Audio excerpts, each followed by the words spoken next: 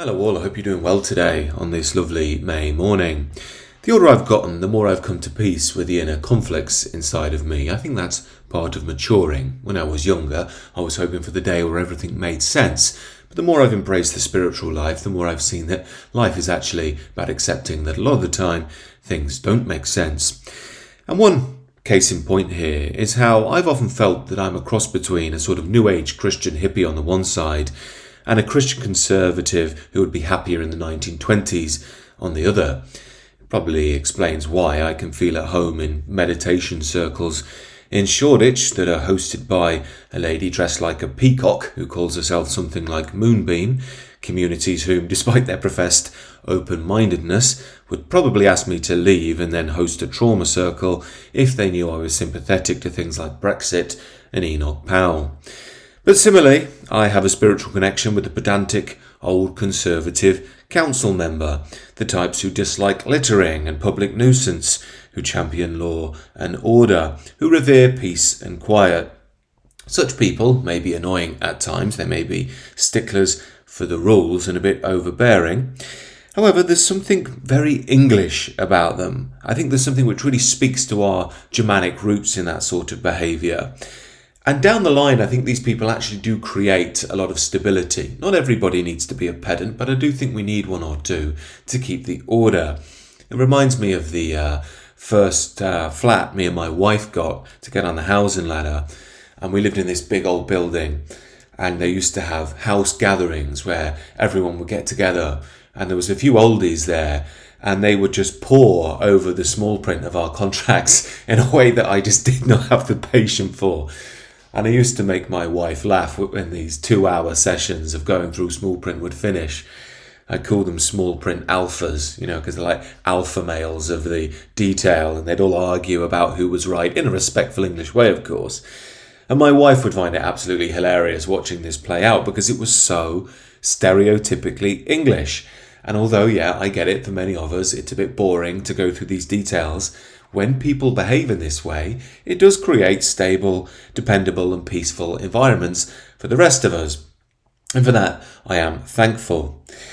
Now, I think I've noted in recent years, maybe you have too, that this is being replaced by a sort of rapacious materialism, a self-centeredness where we think about everything in terms of its value in the marketplace.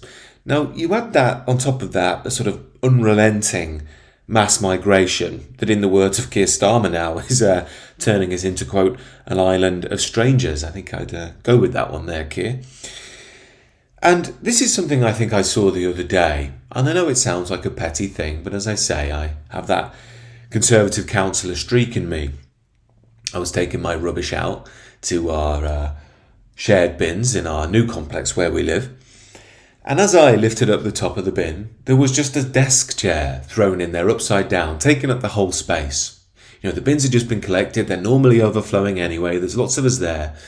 It's a social duty to make sure that you're not putting things in there that shouldn't be there. And I get it, it's not exactly, Blake looking over the dark satanic mills as they desecrate England's green and pleasant land, fair enough. But it did strike something deep down in my English soul. And it got me contemplating, why am I bothered? Why do I care about this? Why is it touching me so deeply? And it got me thinking on several different strands. Number one, I think the obvious one, there's a sense of social disregard, a refusal to think of other people in the community. Obviously, if you throw that desk chair in there, it means that the bin's going to overflow really quickly, you're not going to be able to get rubbish in, and then you end up with situations like we've seen in Birmingham recently. As I made a video about that, we can't really talk about why those reasons are, but there's just rubbish on the streets. I think part of that's cultural, but again, it comes from people disrespecting the rules, and then down the line it impacts everybody. Then you have rubbish on the streets, then you get rats, and on it goes. Another thing about it, I think, is just a general disrespect of a meta social order. I think there's something about being at one with your environment which speaks very deeply to us when we're connected to nature. Now, as you might imagine, I have some quite strong misgivings for the green regime. I think a lot of it is, what do they call it, watermelon politics, green on the outside, red on the inside. I think that's a fair analysis. But despite that, I am a big stickler for recycling and tidiness. I don't like being dirty in any way. I don't think that's good for me or for society at all. So I always make sure, to put the right things in the right bins and clean up after myself. I think that's, again, a basic social rule. So again, I think, well, that's one thing, and I can see why it bothers me, but there's something else there about that bloody chair in the bin that I'm not chiming into yet. So I sat with it for a bit, contemplated, And I think, if I'm to be a bit melodramatic perhaps, what really spoke to me was that this is the state of England. It was microcosmic of a deeper issue that we're facing. And again, it begs the question, who was this fly tipper? Was it perhaps someone who is a local, who's just completely detached from their own community? Was it some guy from some foreign land who's just a fly tipper and doesn't understand rules and is just throwing things in other people's bins? Now, again, it's that uncertainty that I think gets to me as well. This lack of knowledge about who it is in your community behaving in a certain way. So, it goes without saying, I took the chair out and I'll take it to the dump next time I go. But that got me thinking as well, why do I bother doing that? If England's falling apart, why do I still do it? I could just be like everyone else, say screw it. I think it's fair to say many English people are like that now. I have several good friends who I've met through the men's world that speak about things like riding the decline. Why bother getting married and having kids? They're only going to be a hated minority in their own country anyway. What's the point? And in a way, I can get their argument. But as I often say to them, look, if you have to do that, go out and do that. I can't stop you, and I don't want to stop you. But I'll give you a word of wisdom that helped me when I was thinking along those lines, and that's that try and engage in that, and you'll destroy yourself, because if you're aware of your soul, it will start to call to you, and you can go out and try and have sex with all the ladies and just earn all the money for yourself. But unless you've got a psychopathic side to you, eventually something will click and you'll be like, yeah, it's just not sitting well with me.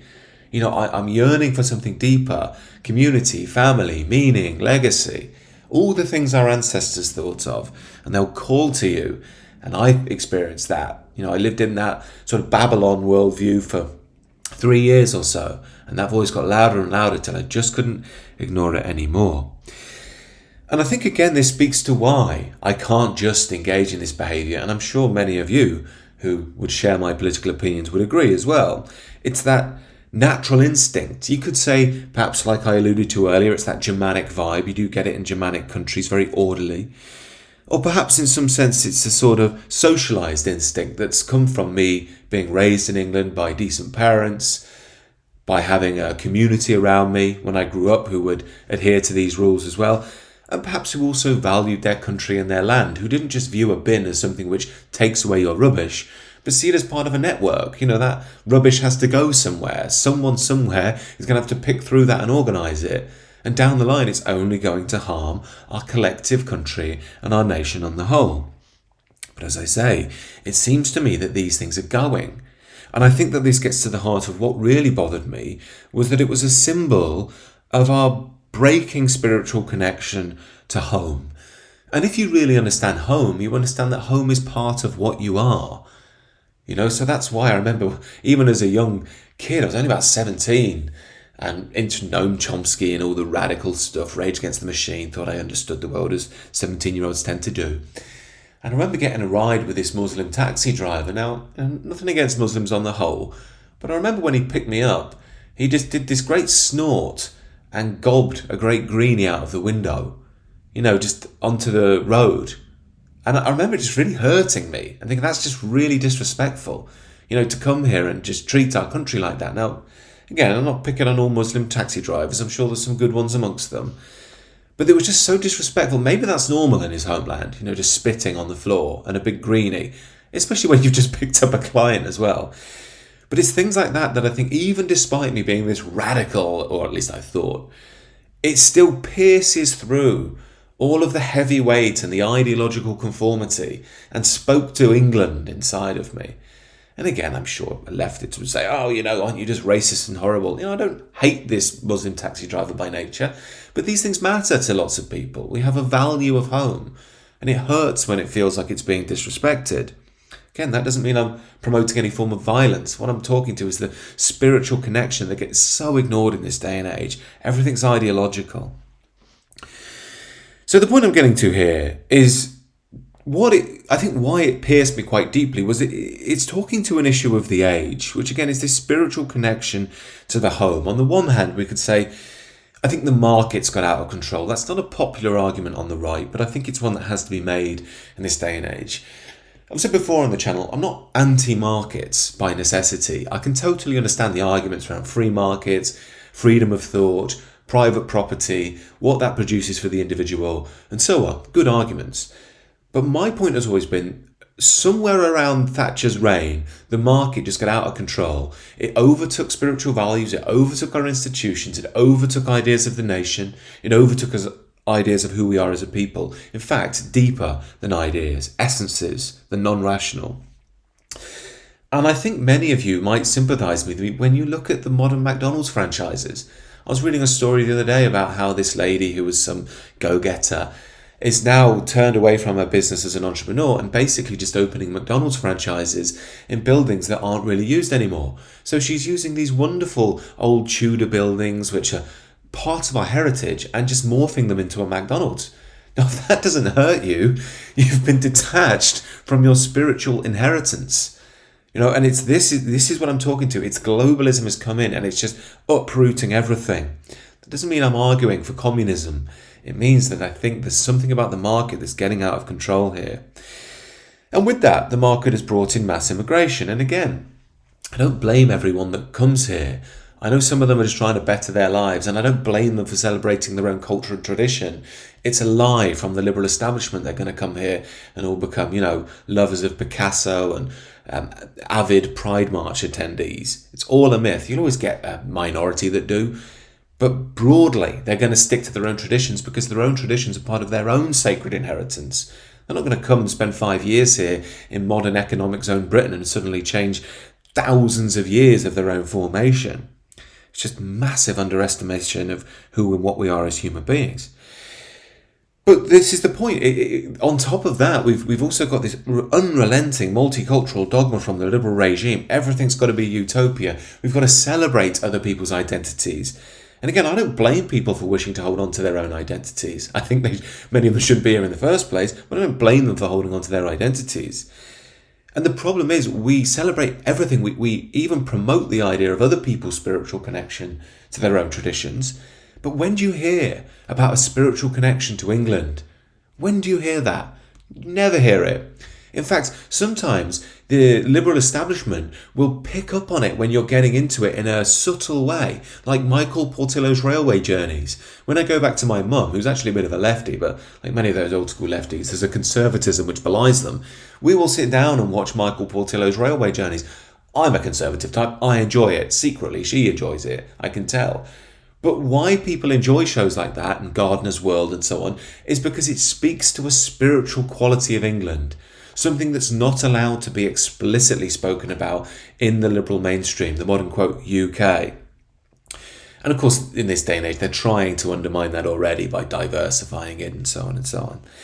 And calling Michael Portillo's railway journeys far right. But remember, far right just means spiritual connection to home. I'm sure there's some problem somewhere, but broadly speaking, that's what they really hate because it undermines their whole project. So again, it's not just that I can see that this is going and that many people are coming in and they're also obfuscating this spiritual connection. We can see that many of our own don't even understand what England is anymore. They're so lost in the marketing around the UK and the glitz around that they don't really uphold these traditions. And when they're not upheld by people, they die. There no longer is the Conservative councillor. There no longer is the small print alphas. All of that goes out the window and it's increasing chaos. And all of this says, whoever this fly tipper is, whether a homegrown product or some new arrival in, quote, enriching us, who could be from anywhere from, Bucharest to Timbuktu, the point is the spiritual connection's going.